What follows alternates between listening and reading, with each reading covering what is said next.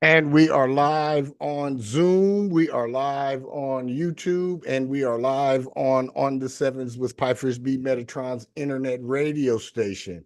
I am thankful and grateful for being here, and welcome to On the Sevens with Pfeiffer's B Metatron, where we come to awaken, ascend, and expand.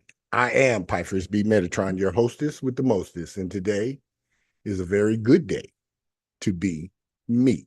You know, every day is a very good day to be me. I believe this, I live this, I bees this, and I require this.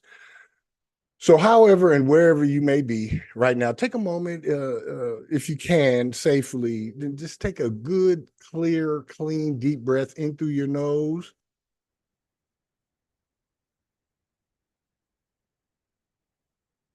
Hold it and release. And just clear your thoughts, clear your mind, and repeat this mantra after me. Today is a very good day to be me. Every day is a very good day to be me. I believe this, I live this, I bees this, and I require this. And I guarantee you this: should you make uh, that mantra a part of your daily morning rituals or your daily rituals, and then you go about doing the things that it motivates and inspires you to do, your life will get better exponentially each and every day. I am firm believer in this. I practice this, and it absolutely positively works. So I'm grateful and thankful to be here on this flower full moon afternoon. Full moon hit 6:53 a.m. Pacific Daylight Time today. Very, very, very significant planetary movement. It's time for all of us to get out of our own ways, so to speak. We are in the full measure of spring, uh, and this is the time in the spring growth cycle where the seeds that we have already planted are beginning to break through the ground. And today, the full moon is giving us this opportunity to pluck the last remnants of weeds that may be still growing in our ground, thereby giving our new plants, which are sprouting, giving them the full opportunity to grow. So we're going to do something a little bit different today. This actually is our pilot kickoff, so to speak, jumping off point for our therapeutic Thursdays. So I'm not going to cover too much about the astrology that's going on. It's full moon in Sag, so the Sag themes are going to be highlighted. I'm going a little bit deeper into this full moon and getting to the soul of the matter.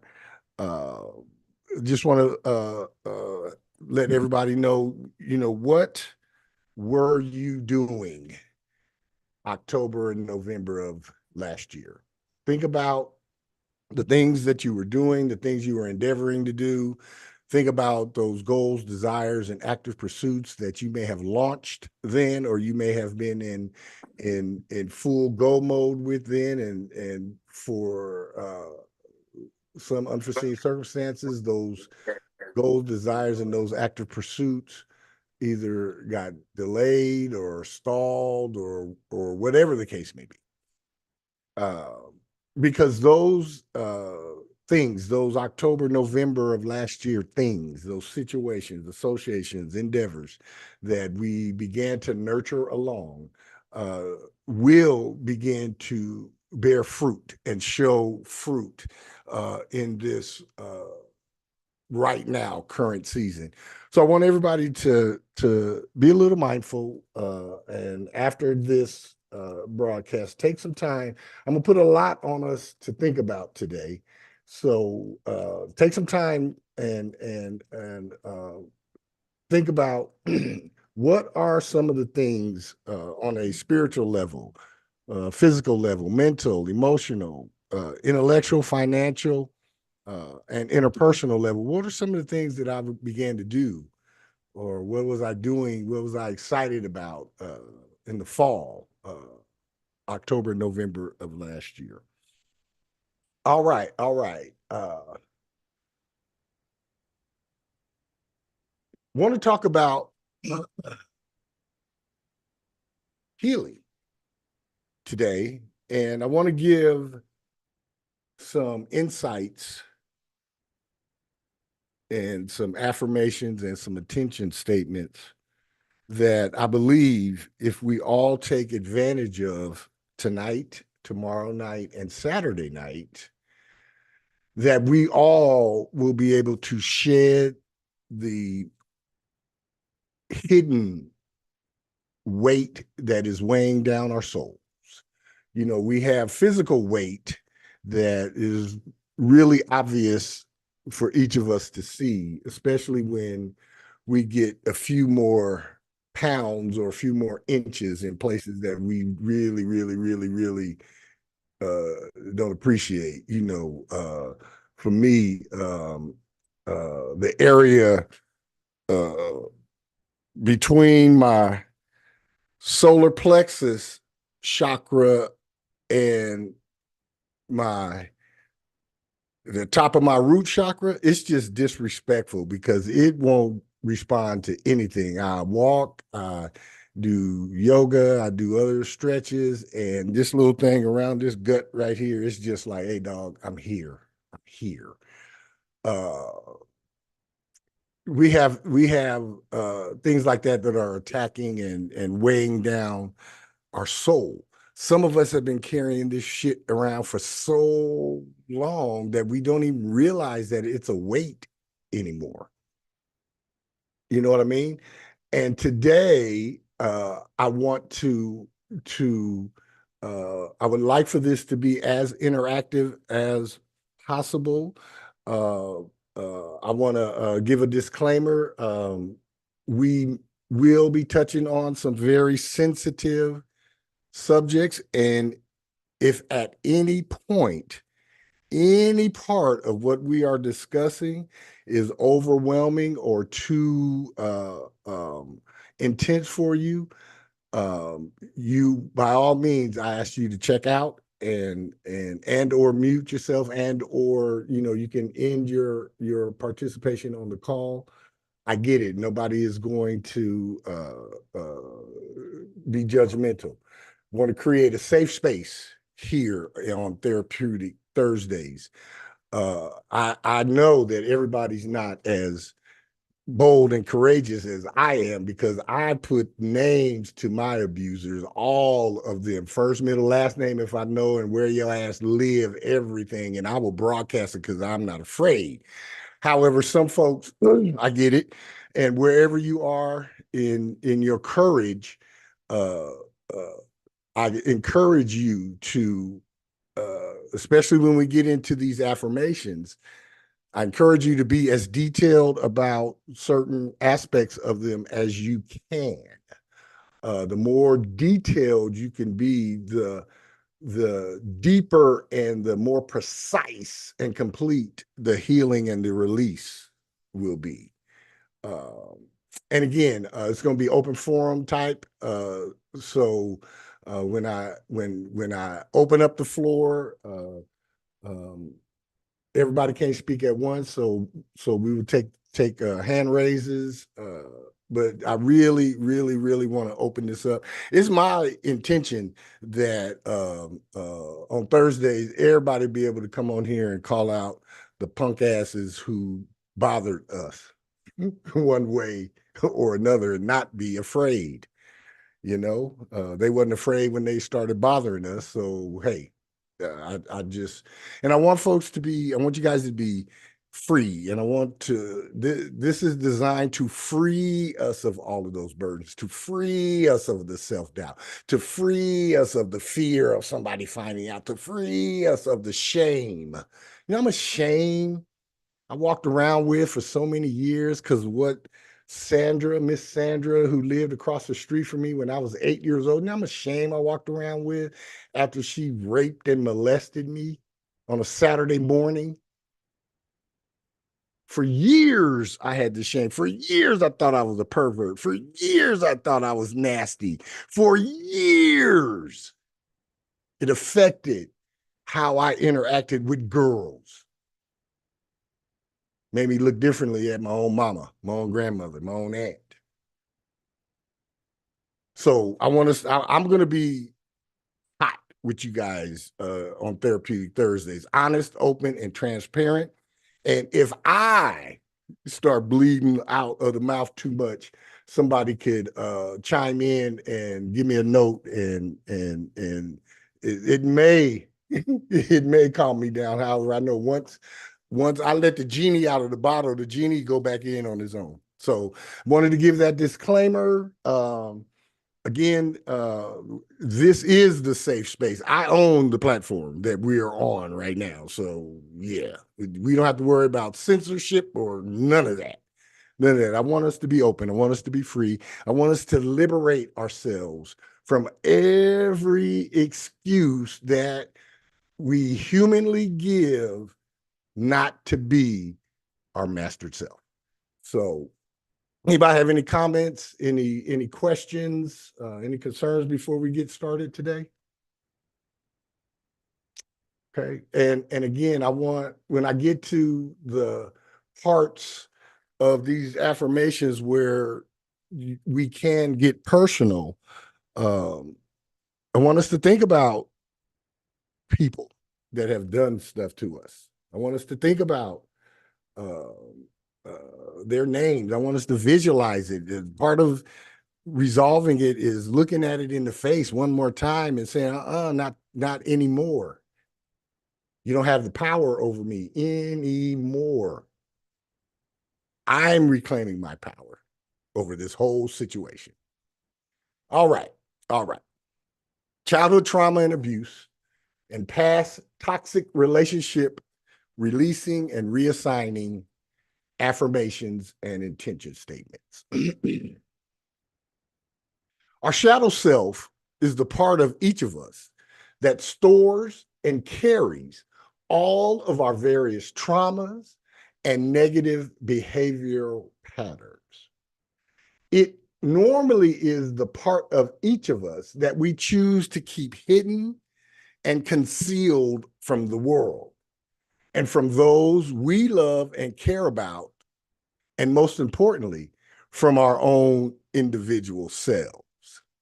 It may come as a shock to learn that connecting with and embracing our individual shadow self is the crucial step and very first step in the healing process.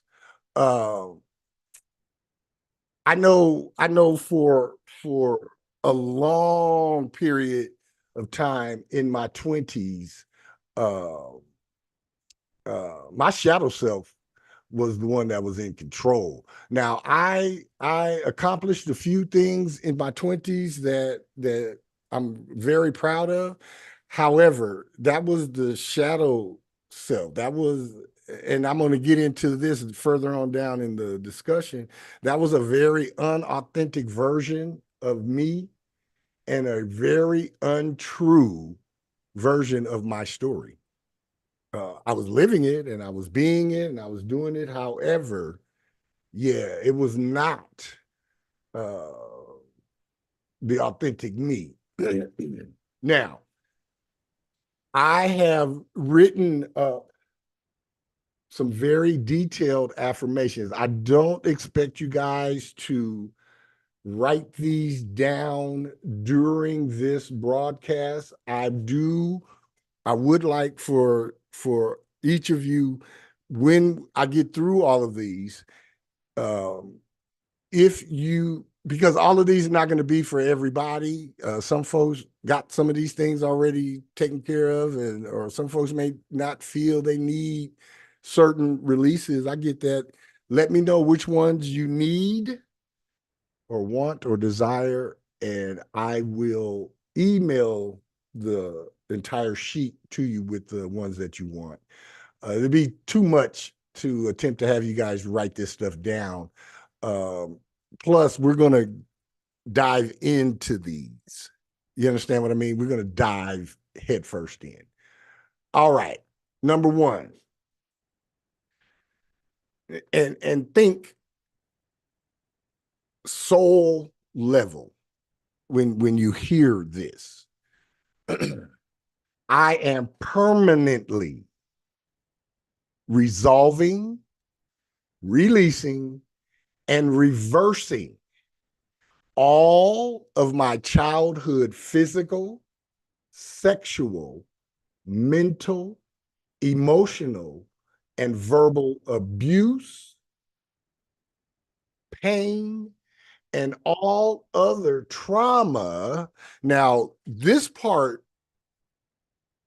is where we can get specific.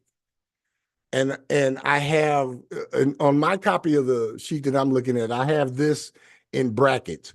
So we're permanently resolving, releasing, and reversing all of my childhood physical, sexual, mental, emotional, verbal abuse, pain, and all of the trauma that my mother caused me. I will put Maggie Meitzenheimer because that's what my mother's name was. Or my father. I wasn't raised by my biological father, so the damage he did to me was psychological.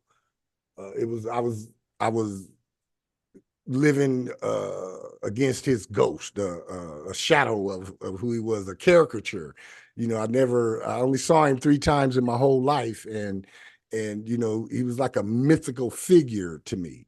Or your grandmother, or your grandfather, or your aunt, or your uncle,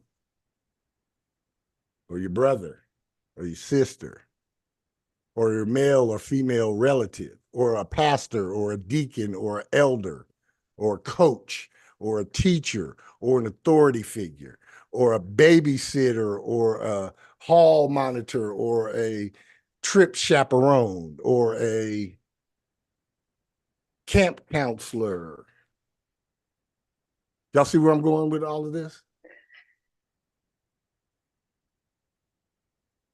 All, and that's if you want to get extremely detailed, you can put their names. Or you can say my mother, or my father, or my grandmother, or my grandfather, or my aunt, or my uncle, you know, and please understand that all pain and trauma ain't just sexual, man. It's not just sexual. You know how many times I got cussed out by my mother and my grandmother when I was 7 and 8 and 9 years old? How many times I got threatened? Now, it took a while for me to finally realize that my grandmother really wasn't going to kill me.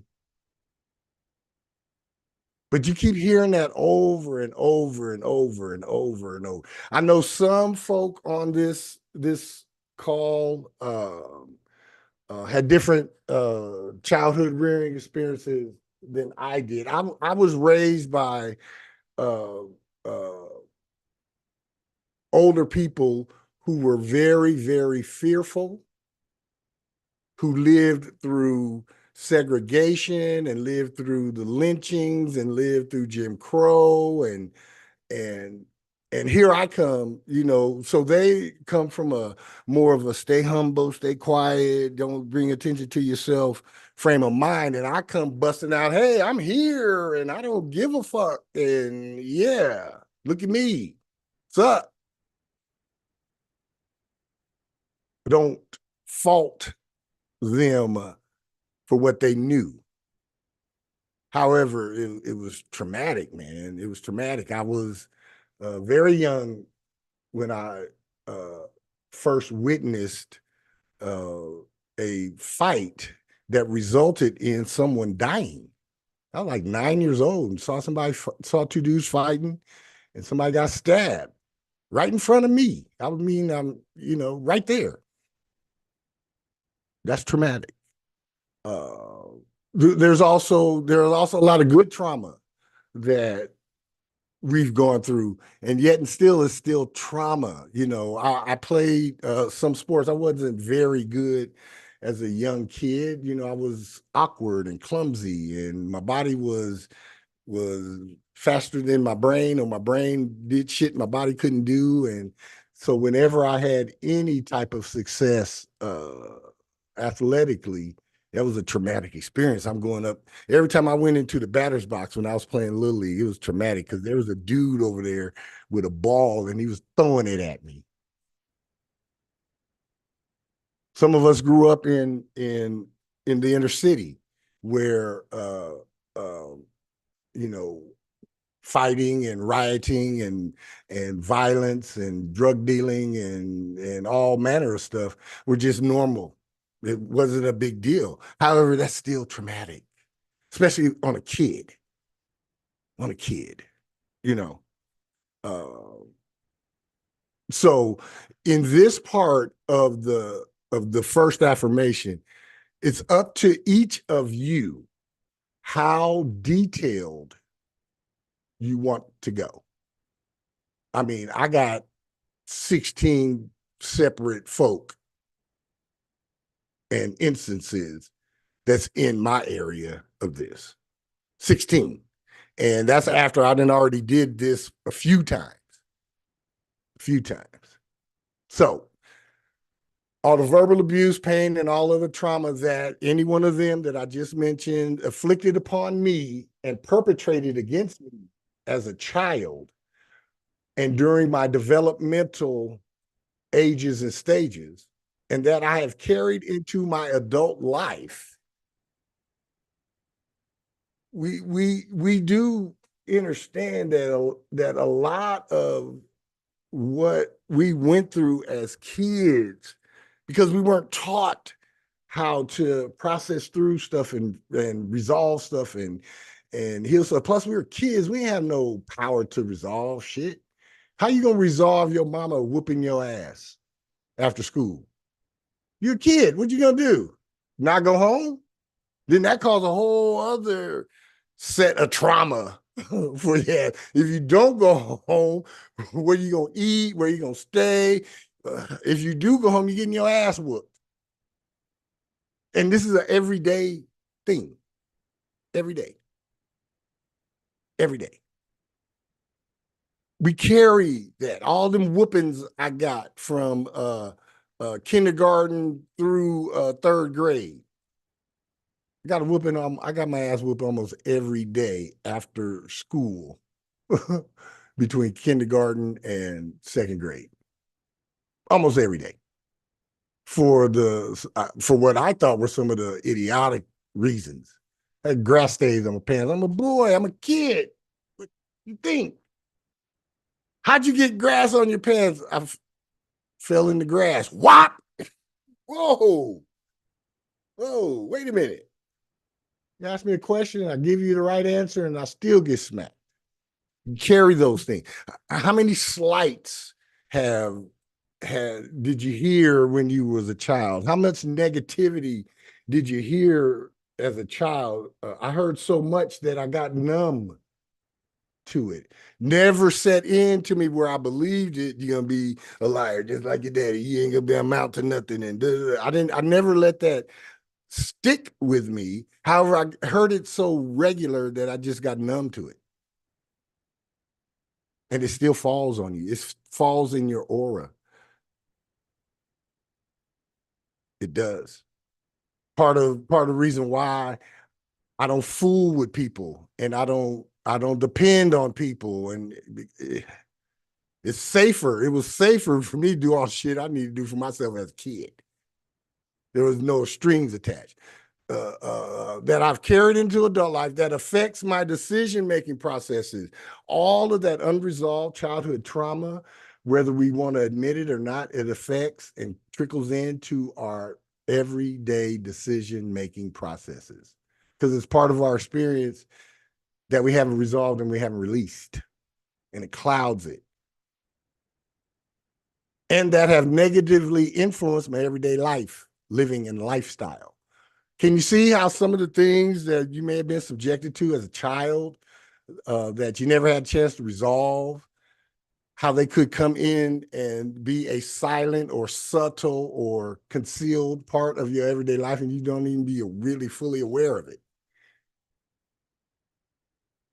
because of the conditioning, because of maybe you got numb to it, maybe you compartmentalized, maybe you just blacked it out into a hidden space that now is the time to unlock those dark corners and those dark crevices.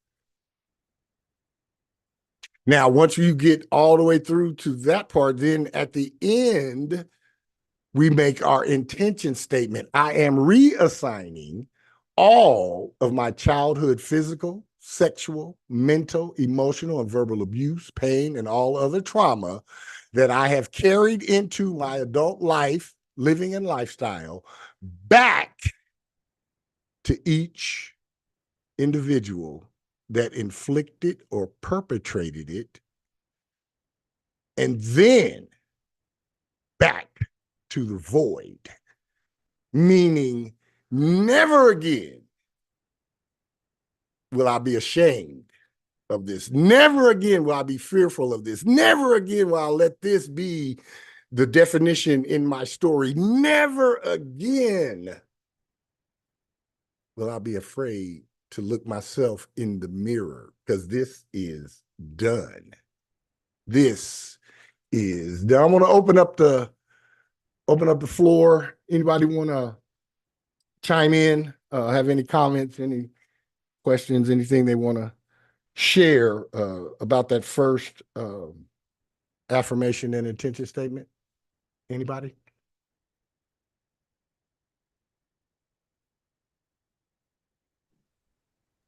Well, Hey, go ahead, Jolene. I just want to say thank you for giving yourself that space to expand. Yes. I just finished my last day of working and I did when you said you got spanked um such a young age. I just had a graduation from pre-K, Mm-hmm. working in school, pre-K graduation and then kindergarten. And it's like the little babies, right? Right. And I know they drive us crazy. I know they have all the energy. I know all that, but they children, right? And Yes. so sometimes the adults have to hold the responsibility of being their adult, and that's why I really, I I'm just thank you. I just want to say thank you for allowing yourself to expand in your own space Thank and you. being able to separate who you are now from your family. And so that is a big, big, big thing. So you won't have to continue that behavior. Absolutely. Absolutely. I'm grateful and thankful for all of that. Thank you, Jolene. Anybody else?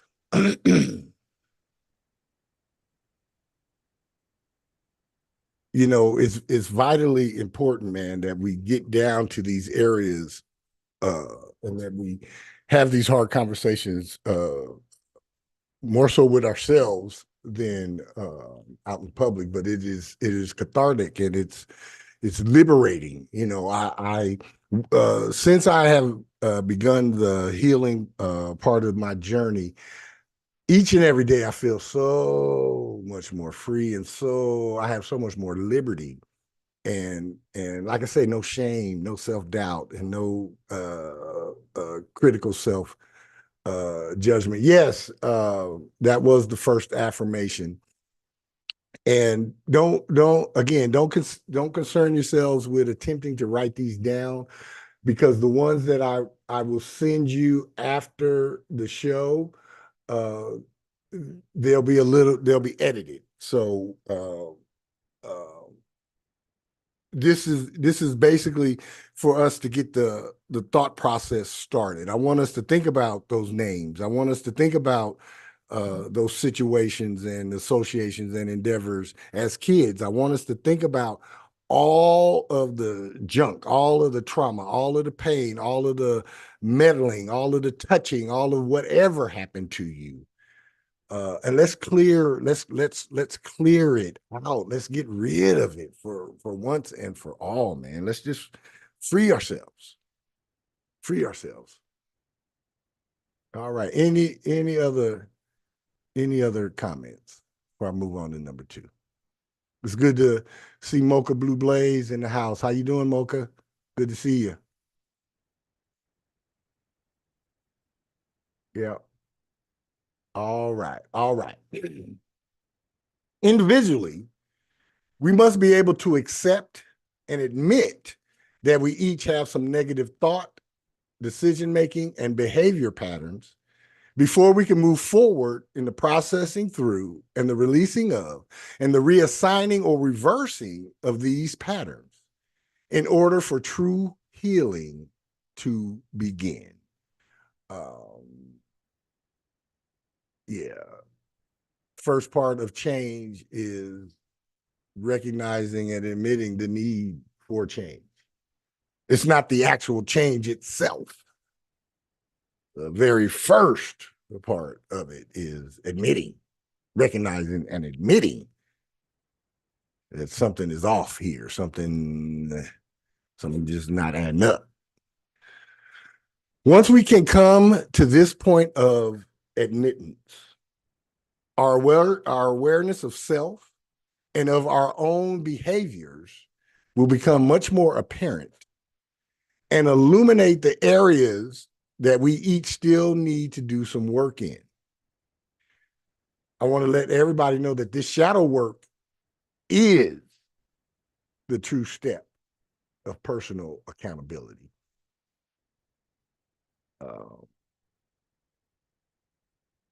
It took me a while, even with the grip on this information that I have, it took me a while to recognize patterns in my life.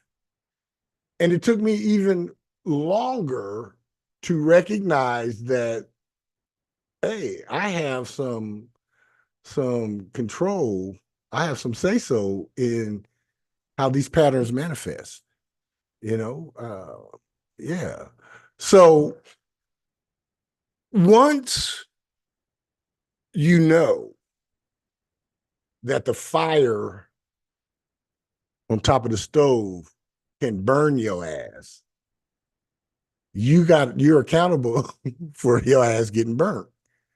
No, there's no more, well, I didn't know. And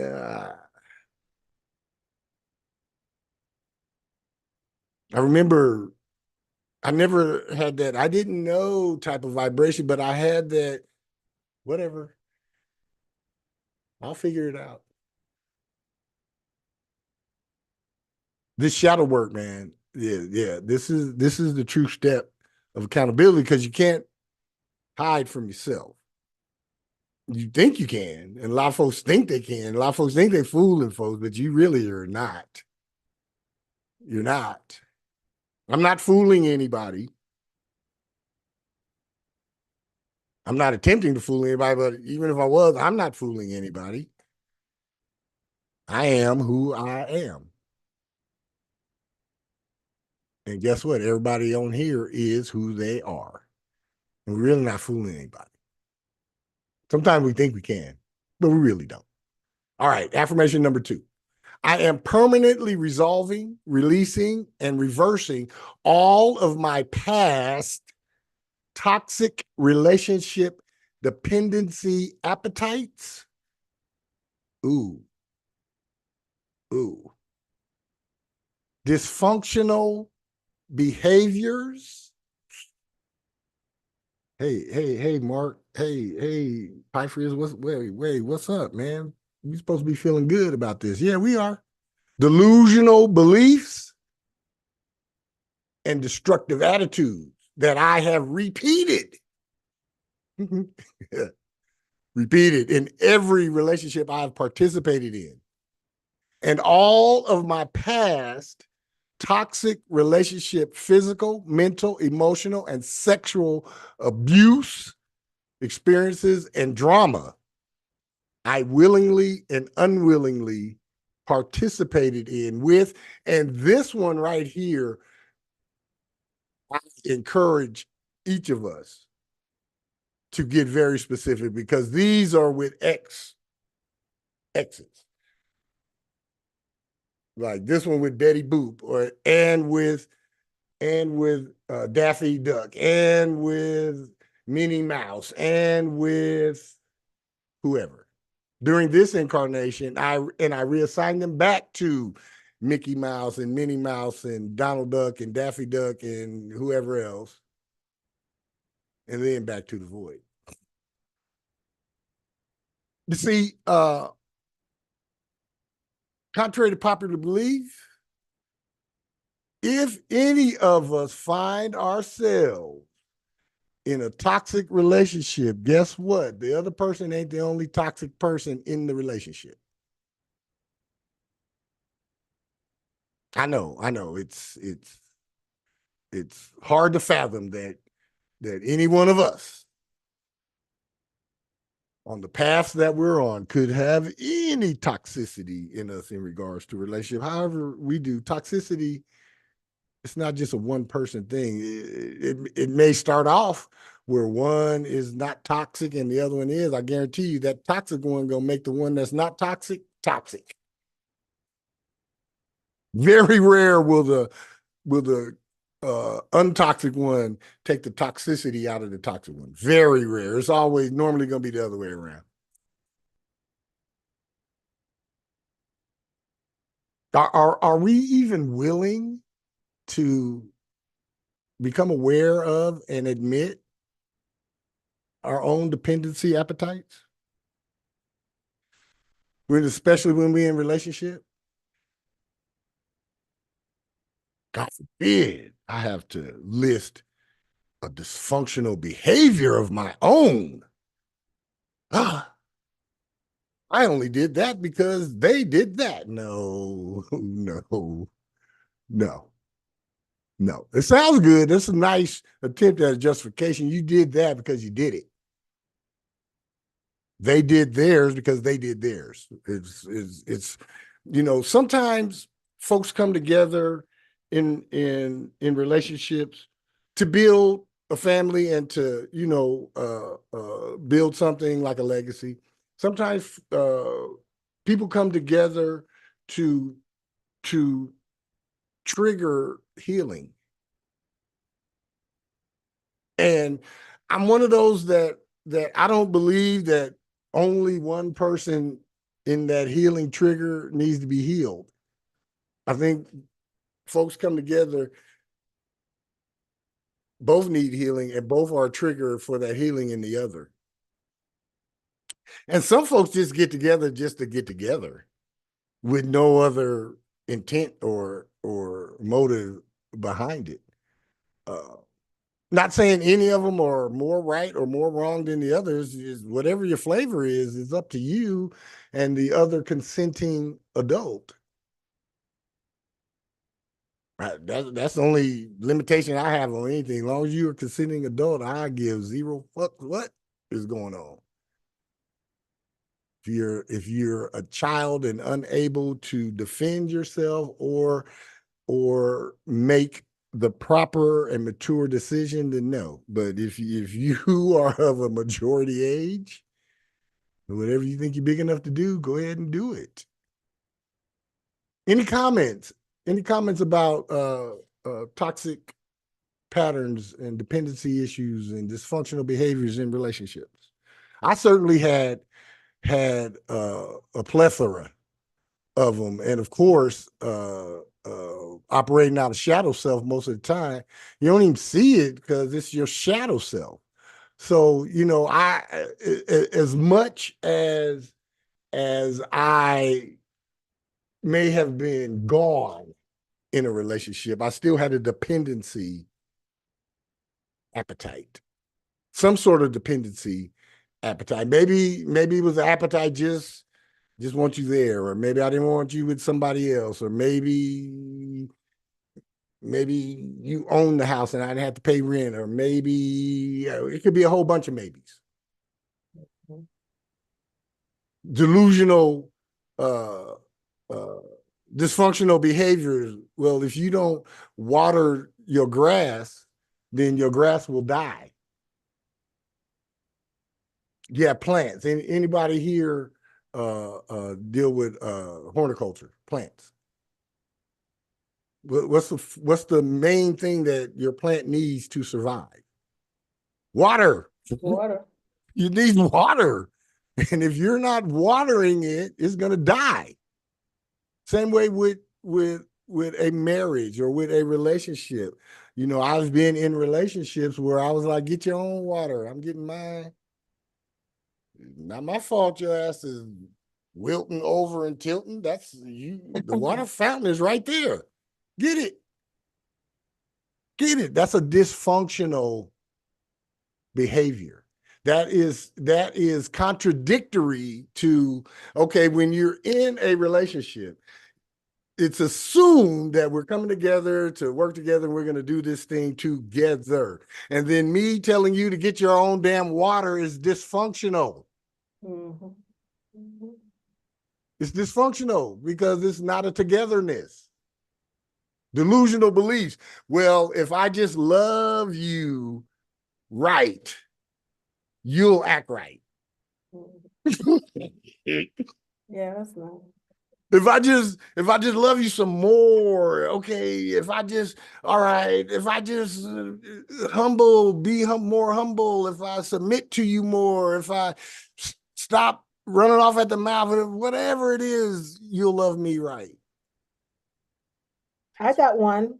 Go ahead. Yeah. So years ago, I was living in San Diego, and I was engaged, but prior with that same relationship. But I don't cook. I don't cook. I don't. Mhm. I like cooking, but that's not my thing. All right. That's not. I could cook, but it's not my thing. But I met this guy, and we started seeing each other. And he's from the South. He was a very good cook from scratch. And so one morning I started making some hash browns, and I guess I didn't know how to cut it the way he wanted me to cut it. And so Mm-hmm. he made one comment that that got bigger and bigger all the time. You know, by the time we got engaged years later, it was just too much. But when he said that, I put it right in my back of my head. He said, I have a woman who don't even know how to cut a potato. I remember specifically because that's how deep it went into me. I'm cutting a potato. You better appreciate it. You better watch it. I have Look, to a potato. I'm trying. not So you know what? A couple of times after he kept on complaining, I stopped. So he hey, started cooking. So let me hey, tell you, but he started cooking. And I depended on the cooking. I yes. loved his cooking. And that's what made, I should have gotten out that relationship long time ago, way before he got me this big ass diamond ring, but I should have got out. And the reason why I didn't get out, why, is because I was depending on the cooking. You had a dependency. And Yeah. so, yeah, but later on, it got too much. So sometimes we have to see the little bit of something that makes us uncomfortable because that thing is just gonna blow up. Absolutely. Absolutely. Mhm. Absolutely. Yes. I'm Jacqueline, you could turn on your mic and chime in if you want to share this with the folks. It's up to you. I'm in my robe. I'm in my comfortable clothes, so we're in safe space. We're safe space here. Yeah, Yeah. It's about comfort. It's about safety. But for many years, I never took action. I never, it was like those words, you can never make it without me. How are you gonna get an apartment? Yep. How are you gonna get there? You don't even have a car. All the things, and then you think about them, and you get stuck in those paradigms for a long time, until you start seeing the pattern. Yes. And then it was, let me lock down a good job. Let me make sure I've got my own car with Yes. no one's name on it, Yes. suitable housing, and then those patterns no longer existed after that. Absolutely. So Absolutely. those were very pivotal because I remember thinking, I'm like, how can even someone have $20 extra after paying, like the little money that I have? Right. Like, it just blew my mind. And then you kind of progress through time, and then you're like paying a mortgage, you're paying all the bills, you're doing all the things. And I was like, I can do this. I never in my mind thought I could do it. And then now I'm just like, and then now those are now that's just the baseline. Yeah. I have to have stable housing. I have to have a car. I cannot be dependent on someone because Absolutely. the whole, that whole dynamic, the dependency. Yes. Yeah, dependency. See, dependency is one of those issues, especially in relationship, that is subtle, man. It's not like it used to be, like with my grandmother and my grandfather's type of relationship. There were clear dependency issues. First, it was my grandmother who was solely dependent upon my grandfather and his earning capacity. And then years later, the script flipped when my grandfather's health failed. Then he was totally dependent upon my grandmother for his care. So nowadays, it is totally different. And the dependency issues, they could be really subtle these days. And we don't even realize how much we are dependent upon, maybe not this the entire person, but something very insignificant to them that they do is something major to us. It's just something major. And again, the repeated being told you ain't worth nothing. You wouldn't have shit without me, and you can't do nothing without me, and I'm the only one that's going to love you. All of those repeated digs and punches and gut punches, man, those form our dysfunctional behaviors and our delusional beliefs. Oh, if I just stop being smart mouth, maybe she won't go out and cheat on me tonight, or maybe he won't smack me, or whatever it is. It is unhealthy. And these are things that we still need to resolve, even though we may not be in those relationships anymore, or we may not be in contact with those people anymore. I guarantee you that some of us still got some of those unresolved issues that we just left right there inside of us at the end of a relationship. We just said, fuck it, I'm not even going to deal with it. I'm done. The relationship is over. Whew, I'm glad that's done with. But yeah, we still need to resolve those. Yeah. Anybody else? All right. Getting a little sensitive on this one here, but hey, safe space, right? Physical intimacy is much more than the act of intercourse. Whenever two individuals engage in the actual act of intercourse, there is a convergence of energies, a commingling of soul, and an immediate soul connection is made between the two individuals. Let me start that over again, because yeah, physical intimacy is much more than the act of intercourse. Whenever two individuals engage in the actual act of intercourse, there is a convergence of energies, a commingling of energies, and an immediate soul connection is made between the two individuals. It's not just, wham, for guys, the old saying was wham, bam, thank you, ma'am. And yeah, we can bounce around and do it. It's not that simple. It's not that simple. There is an exchange. Even if one or both parties is like, oh, this is casual. We're just doing it. We're just gonna have fun. No, ain't no fun. Ain't no just casual sex. All sexual intercourse has a deeper spiritual meaning. It ain't just for the orgasm, y'all. It's not. A lot of us don't even know our sexual energy is super, super creative and has the manifestation power of the cosmos in it. You want to manifest something really big and really fast, rub one out, and in the throes of your ecstasy, affirm that shit that you want. and guarantee you the universe will dispatch that post haste. There's magic in the sex.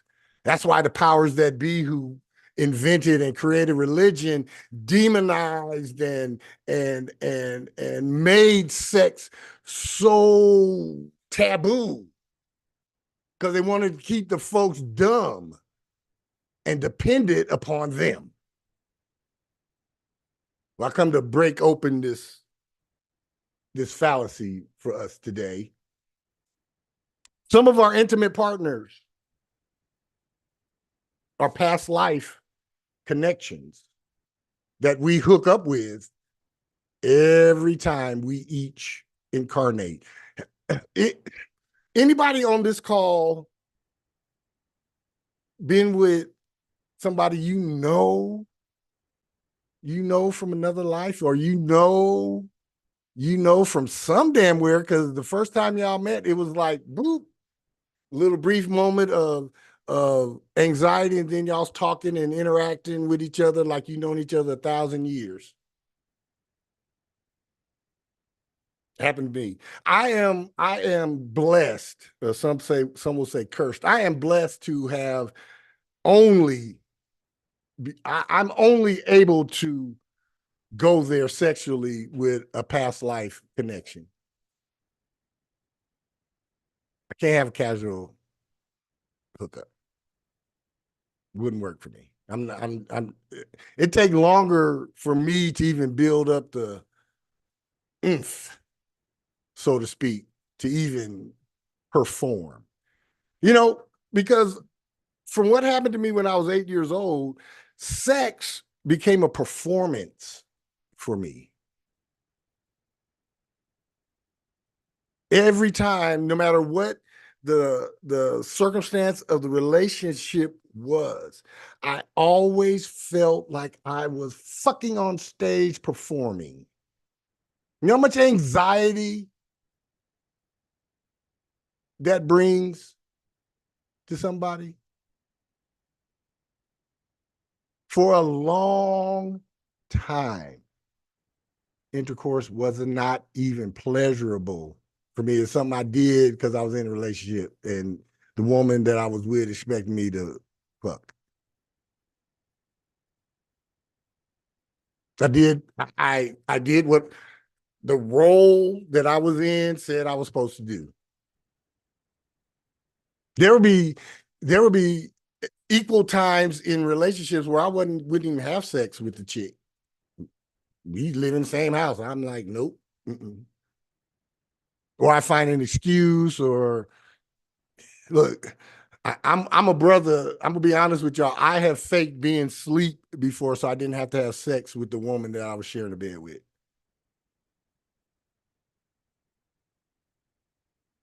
More than once, and more than one relationship. Ain't that terrible, man? Ain't that terrible? One of you ladies chime in on that and tell me what you feel about that. Please. Please. I'm good. You can tell me I'm terrible, whatever. But please, one of y'all chime in and talk to that for me. Hey, Jocelyn, go right ahead. I don't understand why you think it's terrible.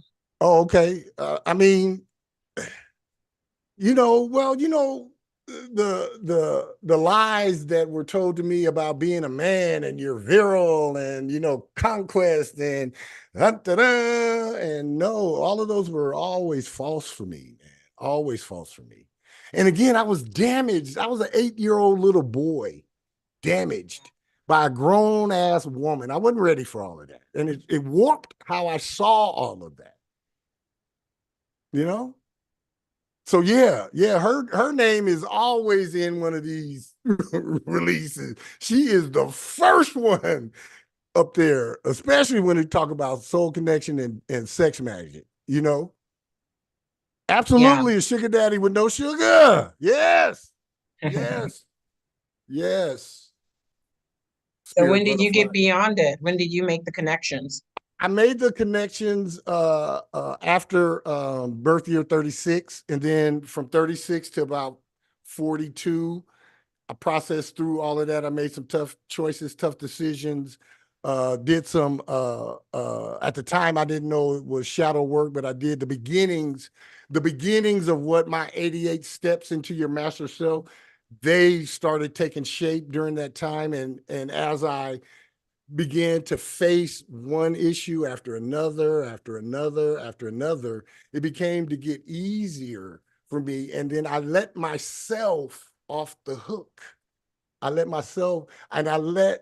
back and talked to 8-year-old Mark and let him know it wasn't your fault, dog. You didn't do nothing, man. You was just outside playing on the swing.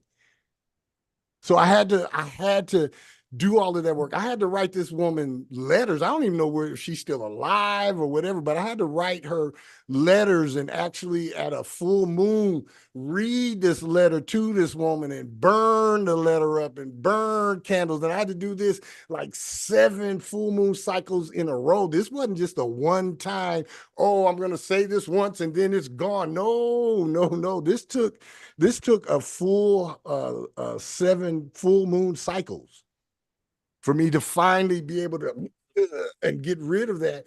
And just up until recently have I began to open up, little Mark, and allow my natural idea of love and intimacy and romance to develop fully, because it was stunted when I left that woman's house that Saturday morning. Whatever my natural view on love and romance and girls and all that, it stopped right there. And for 40 years, 50 years, I was just in performance mode. I'm going to do what I'm told to do, what I'm supposed to do.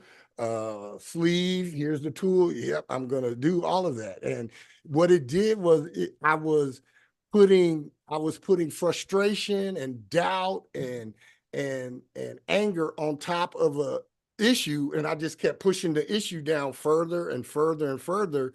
And I still wasn't even dealing with the recent ones, the anger or the frustration. I wasn't ready to face it until my master self said, boom, and jumped into me and said, hey, dude, look, you can either carry this old shit all you want, or you can carry me. I can carry you. He said, but I won't carry you with all of this shit. So you're going to have to get rid of this. And as long as you're getting rid of it, I'll carry you. And that's really basically what it is. I just had to reprogram myself, and I had to change my perspective on the event, the catalytic event that started all of this. Because for a long time, I thought it was my fault.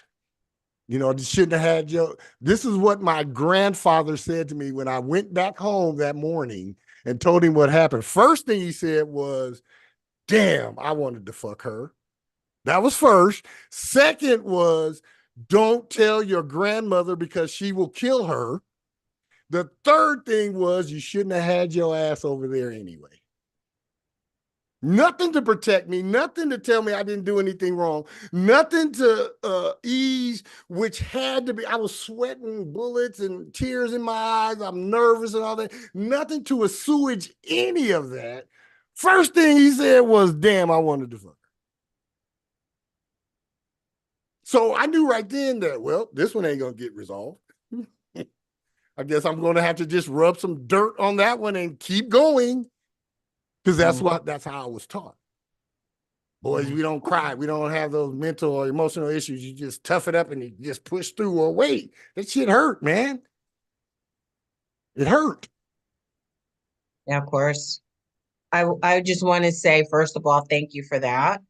And this is way more common than you think. Oh, yes. For men who fake like they're asleep, or for men who are not enjoying sex and not enjoying some of the aspects of sex, and or maybe over enjoying, just like it works for women when they've been, abused. So don't think that like you're the only one. Even if the women on in here tonight, if they think about some of the men that they've been with, at some point there's something in the back of our minds that go like, are we on the same page? Are we connecting? And sometimes it's because they're really not into sex. And it's not you. because Right. women, a lot of times you're going to think like, oh, is it me? No, there are a lot of people walking around who don't, who, haven't resolved a lot of abuse. So Yes. Yeah. yeah, Thank you for that. men, men, right? Yes. Yes. Men. Thank you Yeah, for that. Appreciate that. absolutely. All right. Absolutely. Anybody else? Nope. All right. All right. Uh, okay. So some of our intimate partners are past life connections that we hook up with every time we each incarnate. Other intimate partners are soul matches, and we gravitate to those that we are familiar with or that we intrinsically remember. Some are just entanglements that temporarily caught our attention. All create soul connection cords of attachment that should be disconnected and disabled once the intimacy is no longer happening. Dark, or what I call sex magic, can be something that we inadvertently agree to in an attempt to please our partner, or it also can be performed on us without our knowledge. Anybody ever feel, sense, or believe that the partner that they were with did some kind of sex magic on you? I've felt it twice with two separate females in my lifetime. Yes. Yes. You wanna go ahead, Jocelyn. I didn't want to add anything. I was just Oh, saying yes. okay. Okay. And I hear you, Spirit Butterfly. I hear you. She said every last one. I get it. I get it. It is something that I firmly believe only a few select folk actually know and practice dark sex magic and have a really good grasp at it. Most folks that do it inadvertently. They don't even know what the hell they're doing. And most of us that have it performed on us, we don't even know. We don't even know until it's way too late. Way too late. Um, I was grateful for my grandmother, because my grandmother was a medicine woman, man, and she would give her grandson, your boy here, the lowdown on which ones had the she called it the magic cooter. My grandmother was hilarious, man. She called it the magic cooter, and she said, boy, you stay away from them women with that magic cooter, because they'll have your head twisted all the way off of your damn shoulders before you even realize it. And so I was always, kind of aware, grew up in a little rural, small little town. So it was always some kind of secret, magical, some kind of shit happening. And everybody that migrated to the town in the 20s and 30s to come out of the South. So they brought all of their spiritual shit with them. Yeah, sex magic, man, and all of that. It's a real thing. And some folks, if you don't know, you've been imprinted. If you don't know, you've been groomed. If you don't know that you have been sexually sacrificed in a dark magic sex ritual, it can and will affect you adversely for the rest of your life. Can I interrupt and share? Absolutely, Tamala, please do. Okay, so ages 47 to 49, I was involved with a man that he abused me emotionally, physically, sexually, um, introduced me to methamphetamine and used it as a tool to program me. There were many encounters of ritualistic sex. It was the words are rape. Mm-hmm. It was absolute rape. programmed as a higher spiritual power or some Absolutely. warped Yeah. stuff. And it happened over and over and over and over again. And it's something that, well, it's taken me a good 5 years of recovery, Mm-hmm.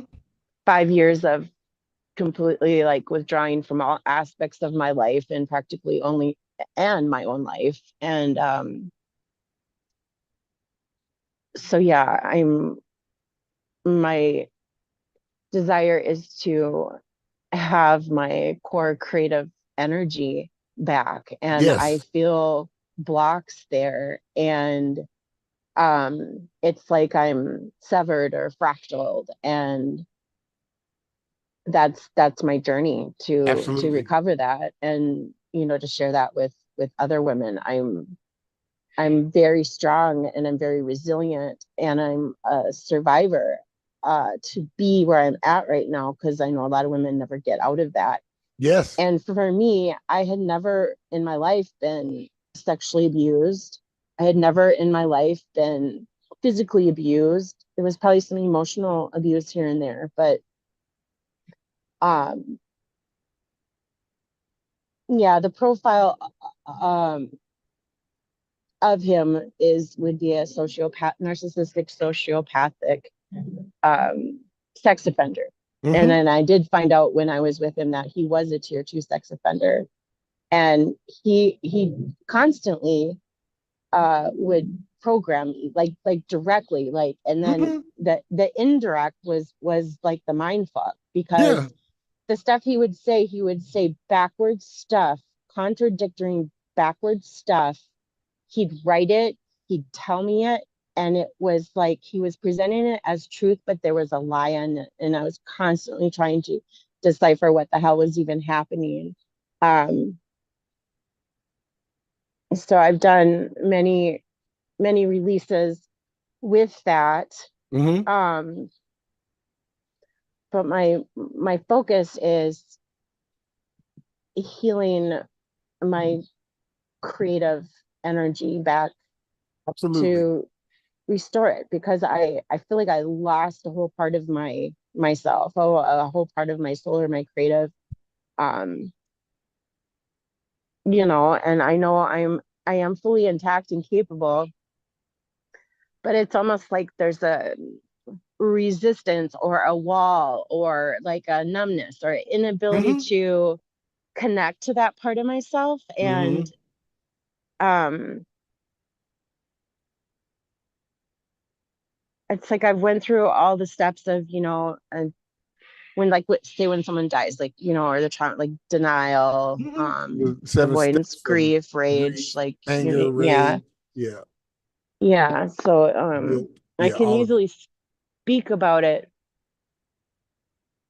but it's like that's the next big growth period in my life, is to recapture that for myself in a healing way that serves me Absolutely. and it serves others. So Absolutely. Absolutely. yeah, thanks for letting me share. His name is Jason George Long. That's right. Put truth to power and expose the creeps. I don't have a problem with exposing creeps on this show. We can expose them every day of the week. Thank you for that, Tamala. Thank you. Yeah, thank you. All right. All right, so here's the affirmation for this one.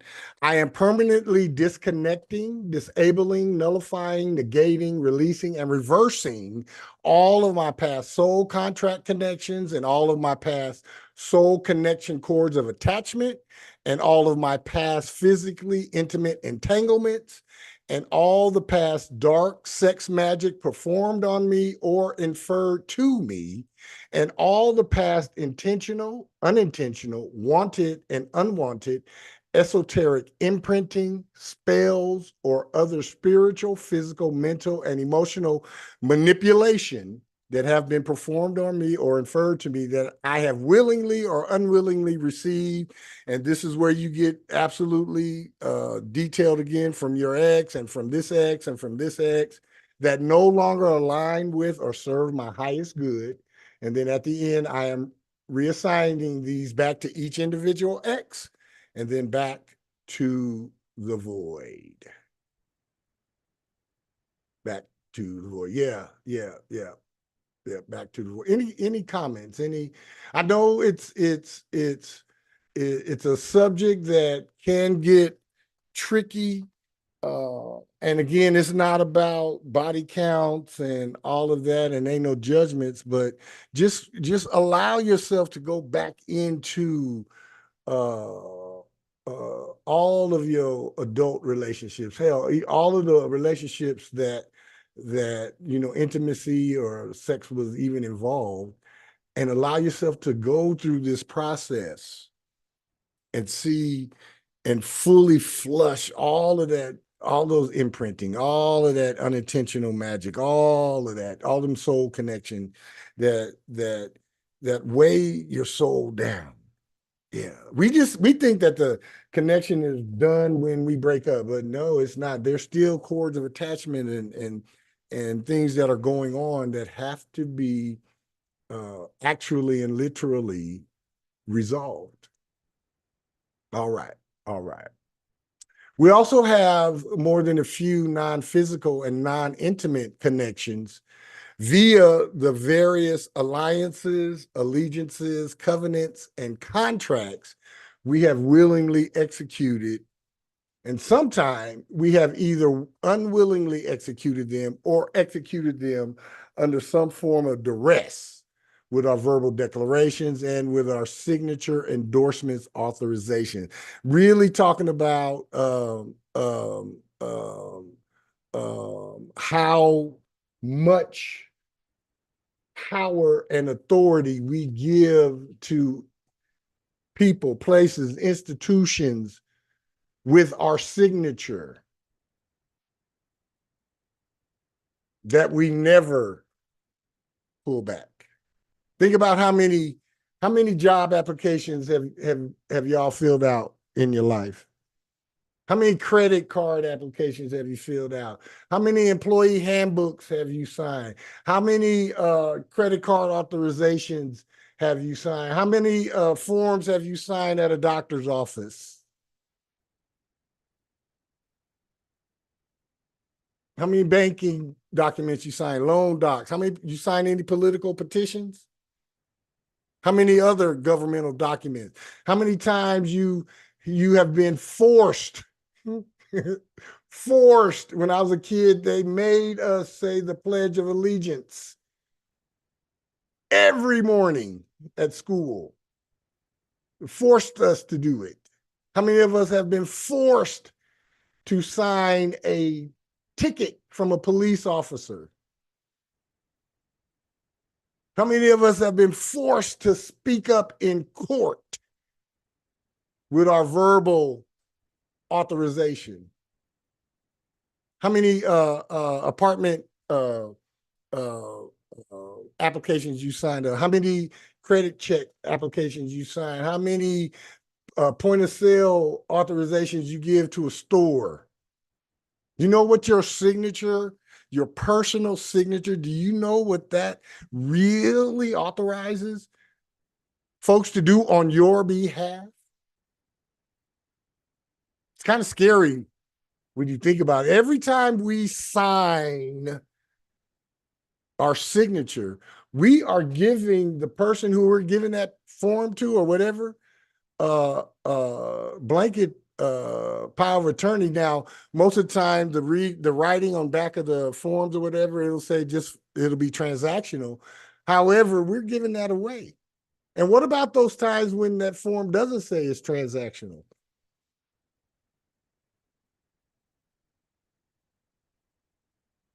Think about all the shit you've signed in your life.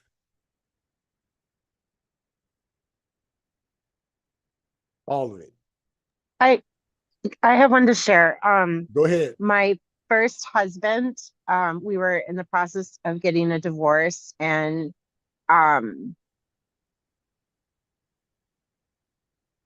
sorry, my words.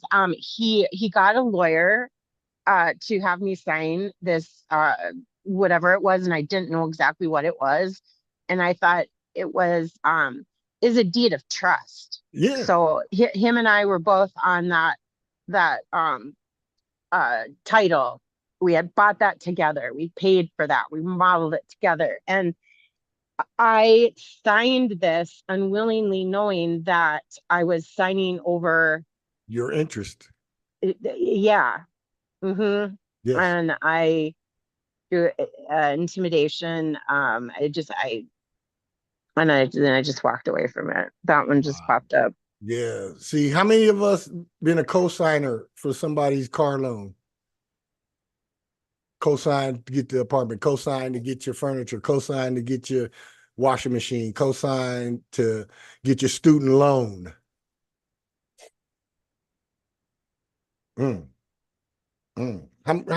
Just think about it. Just take a moment. This is all take a moment and think about from the time we were 18 years old, a majority age, how much shit have you signed with your signature, giving folks authorization to act on your behalf? And not for your best interest, but for their best interest.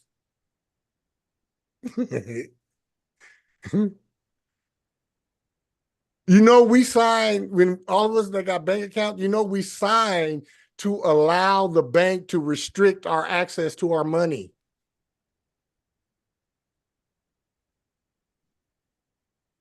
People are like, what are you talking about? I can go to the ATM anytime I want. Yeah, you got $10,000 in the bank. Just walk in there off the street and tell them you want to take out 10 racks.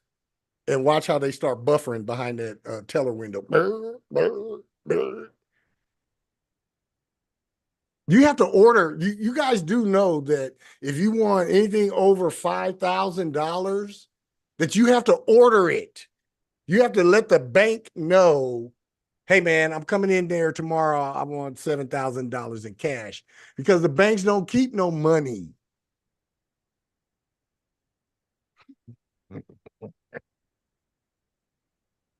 Your signature, man, and what it authorizes, man. So this is the affirmation for this one. I am permanently canceling, nullifying, negating, and releasing all past verbal, written, and all other nonverbal oaths of allegiances, all verbal, written covenants, all verbal and written assumed contracts, and every personal signature I have executed on any job app, employment letter, employee handbook, yada, yada, yada, yada, yada, that no longer serve my highest good, and that I am no longer employed by or affiliated with, that have not been dissolved legally, verbally, in writing, or in any other way, shape, or form. I'm reassigning these back to myself and then back to the void, because you want to take back your signature authorization. Any comments? Any questions? Y'all tired? I got 3 more. Y'all want to push through and get all these done today? I do, but I got something to say. Please say it. Thank you so much. I was in the process of trying to bring all this together, and I was thinking, like, how am I going to get all these things together that I want to release? I had a bit of what you just said, and I couldn't find it. So if you're going to send that to us in an email, thank you so much. Yeah, I will. I'm gonna, after I get done with the show, I'll edit out some of my comments that you guys don't really need, and I'll send out 1 through 7, just the affirmations and the attention statements, not my commentary that's in there. So I will email it to you. Anybody who wants it, just let me know before the end of the show, and I'll send it right out to you after I have it edited. Thank you. You're so very welcome. All right. You got it. All right. Can't, won't, and don't are 3 simple words that have a tremendous effect on how we see ourselves and what we actually think, feel, and believe we are truly capable of. Complete knowledge of self is vital in the pursuit of our individual purpose, and is something that determines just how our individual soul's journey plays out.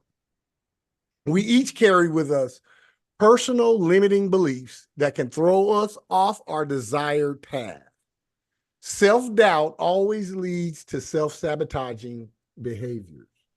Procrastination is the number one outlet for this and manifests regularly when it is unchecked, unresolved, and still lingering in each of us. It is time to clear out all of these self characteristics and embrace our individual freedom and encourage our individual forward progress.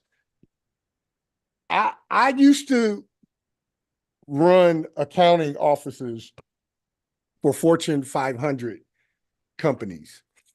And can't, won't, and don't are 3 words that a boss don't never want to hear from a worker. I can't do it. I won't do it. I don't do that. You know, can't is a training issue. I can't reconcile the bank statements. Okay, I can train you how to do that. Won't is a personal issue. I won't mop the floor. I'm above that. All right. Don't is a personal issue. I don't do that. Can't can be worked with. Won't and don't normally hit the door. Somebody came into my office and told me that they won't do something or don't do something. I let them know that they won't be employed here any longer either. And that they don't have to come back. Can we see how can't, won't, and don't are words that we use for ourselves? No matter how subtle. I was never good at math. I just can't get this computer thing. Oh, I wish they would just simplify Excel. I just don't know what to do. This won't work. This can't help. I don't have enough. You see how those words can, see how that's a limiting belief? As long as you say you can't do something, guess what? You'll never do it.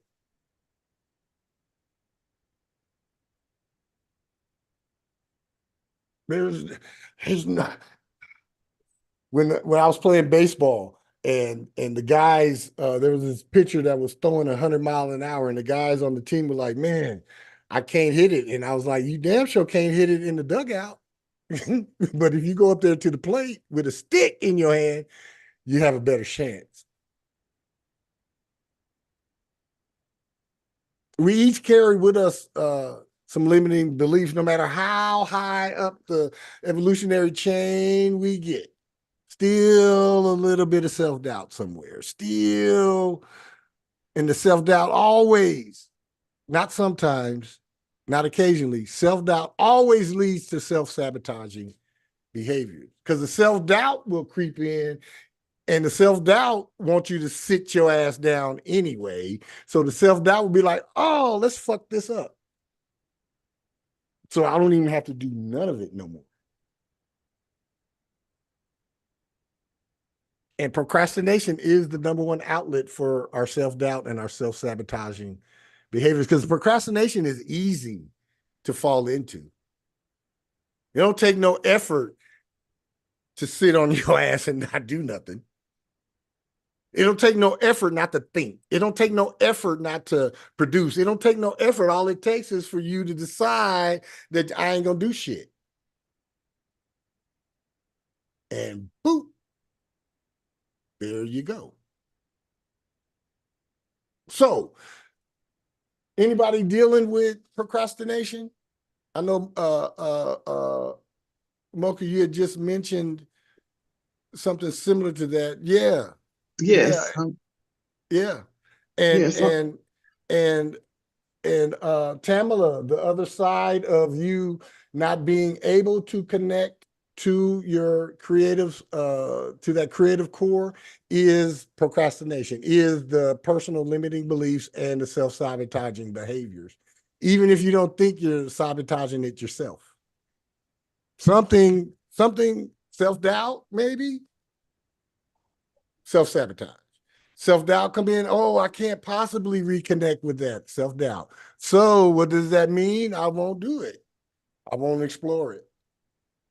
Self-sabotaging behavior. Any comments? Any questions? Yeah, I did want to say, I've definitely been dealing with procrastination, but there's something else that I feel like is hindering me, and I can't really put it into words or what all. There is sometimes I feel like there's an energy zap or what have you. Mhm. So I'm thinking that I'm knowing that the things that you are providing is going to help me. Absolutely. I just have to make sure I stay on task. Absolutely. Absolutely. Absolutely. Thank you for that. So affirmation number 5, all of my past personal limiting beliefs, all of my past self-sabotaging behaviors, all of my past self-doubt that paralyzed any of my projects with procrastination and that interrupted any of my plans with self-inflicted problems and that tempered any of my passions with my perceived prudence. Too good to do all of that. I am reassigning these back to the unauthentic versions of myself that no longer exist on this plane, and then back to the void. Anybody else that really just got, see, when I wrote that one, when I wrote all of these, they deal with me on a different level, but this one right here, number 5, was all up in my shit. Like, wow, like, brother, get back. Like, I can smell your coffee breath. It was all up in my face, because I deal with self-doubt a lot. I deal with procrastination a lot, man. It's something, self-doubt and procrastination is something I got to kick in the ass every day. First thing before I even get to meditation and quiet time and all of that and my own personal affirmation, I whoop procrastination and self-doubt's ass on my way of opening my eyes to get up out of the bed. Because if I don't, I'll just lounge around and la la la la la la la. And for me, I don't give a fuck if I don't do nothing.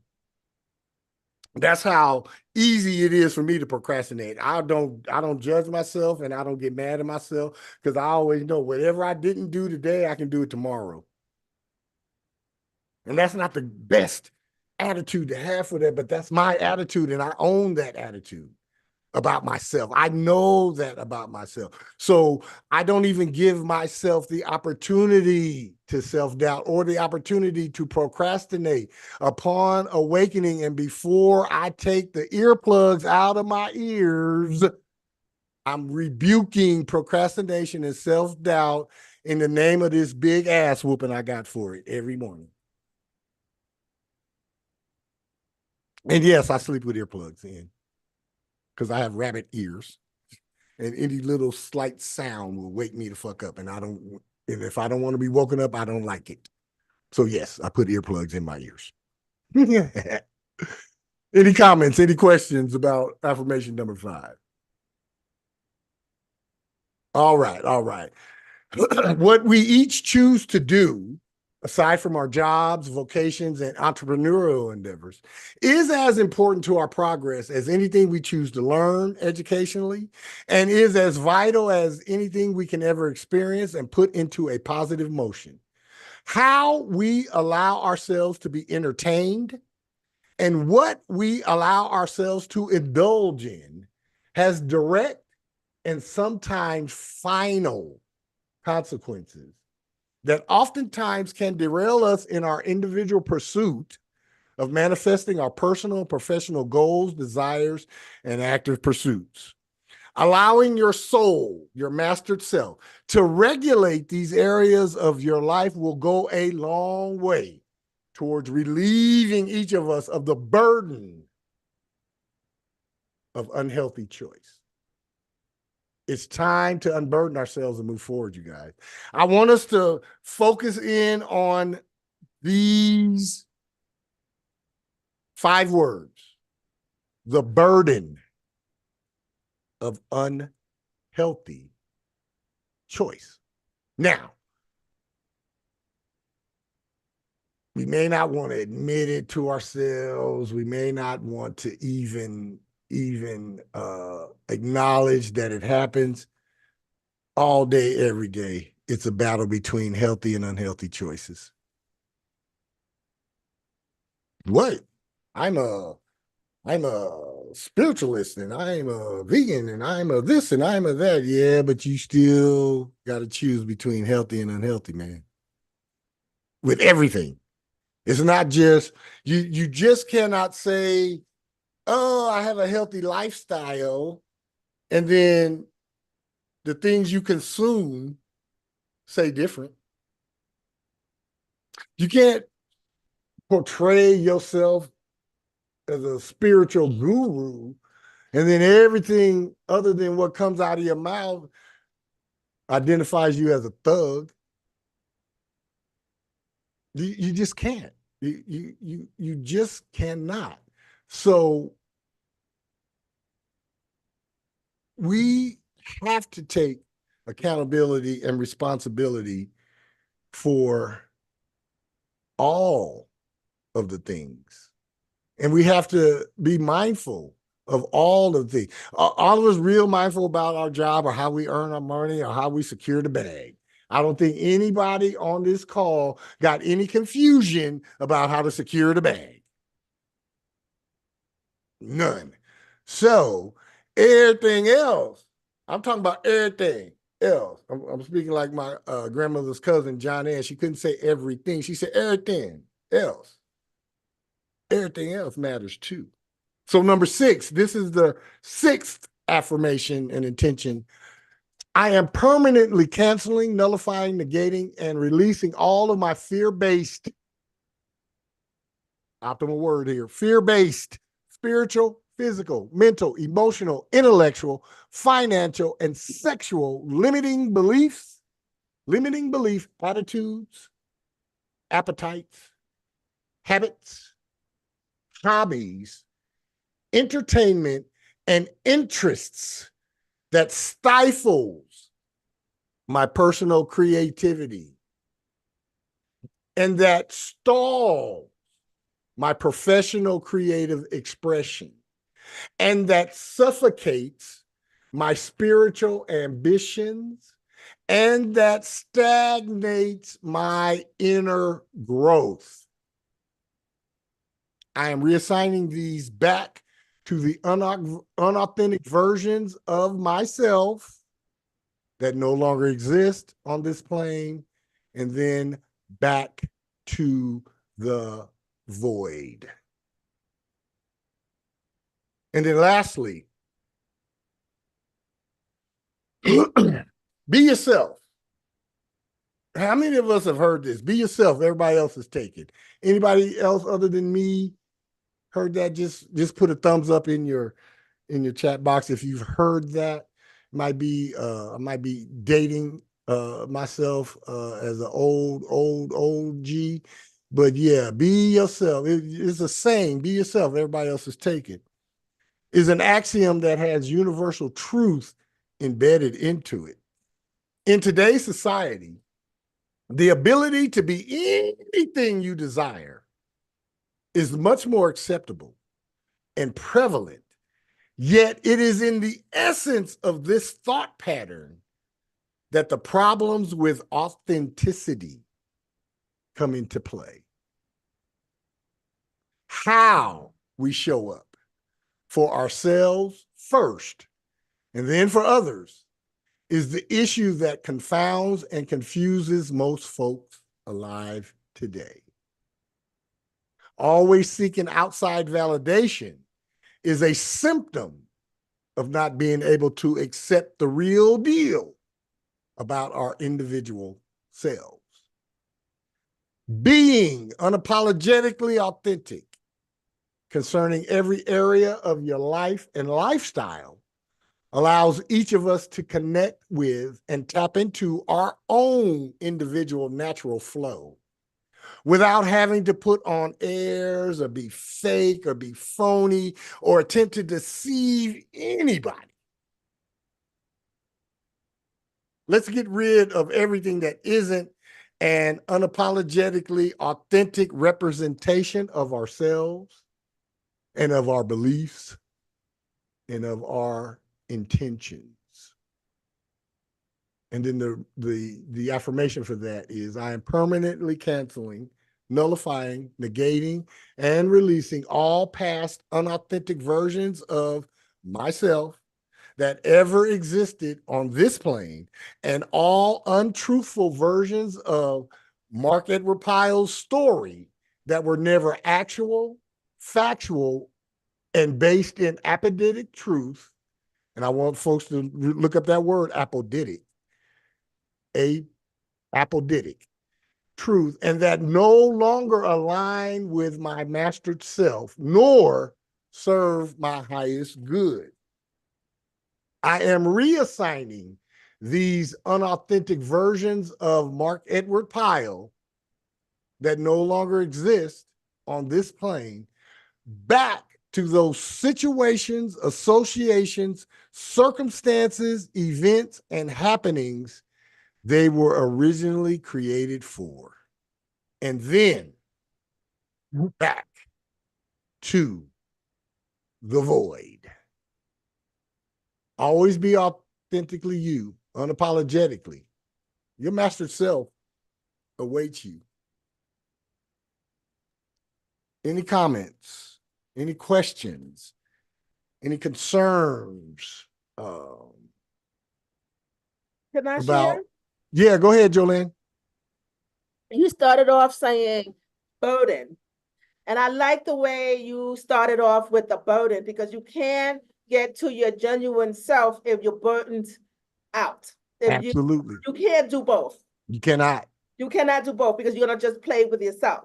That's And right. so you're gonna have to, I don't know if I really understand the word permanently, because for me it's a process, but your body is the only determinant of the permanency. When it gets tired of it, you will know, because you ain't gonna have no more minute to deal with it. You're not even gonna give it a minute. When you know, when the body don't feel that anymore, you're done. It's done. It's done. That's the permanency. Until you get I got you. Yeah, so until you get the permanency, that's the process. So I believe for me, it's gonna have to be a choice. Right. But I feel like when I still have that mantra for when my sister told me in my early 20s, this is your time. Do you want to repeat the past? Do you want to, and then some parts of my life, my personal life, I still kind of carry some of that from my past, but the majority of it, most of it, I can say that my body system is done with it.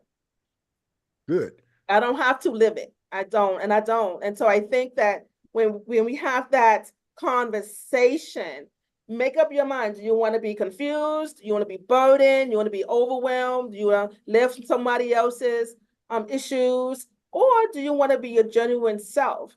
Put something on the table, right? Put something old, raggedy, tired, and pick up something fresh, enlightened, beautiful, and just acknowledge it every day. And that's what we Absolutely. need. Absolutely. Yes. Absolutely. Thank you for that, Jolene. Yes. Anybody else?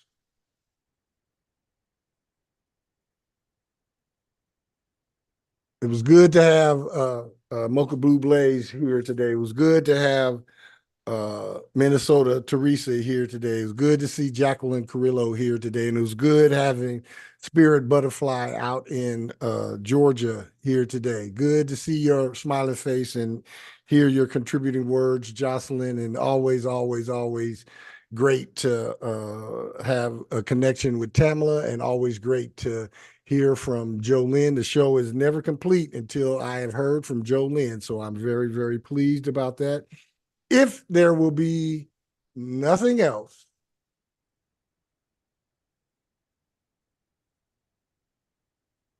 this has been On the Sevens with Pythias B. Metatron, where we come to awaken to our mastered self, ascend with our evolving soul, and expand our consciousness mind. We are thankful and grateful for each and every one of you for your support and your encouragement. Please continue to keep On the Sevens with Pythias B. Metatron a part of your soul journey as your mastered self awaits you. Let me leave you with this. What your name cosmically requires, and your soul spiritually desires, and your mind consciously inspires, your body will physically aspire, and your emotions will intensely transpire, and your intellect will proactively inquire, and your mastered self will most definitely acquire. Always be authentically you, unapologetically. Goodbye for now. Zen Uru.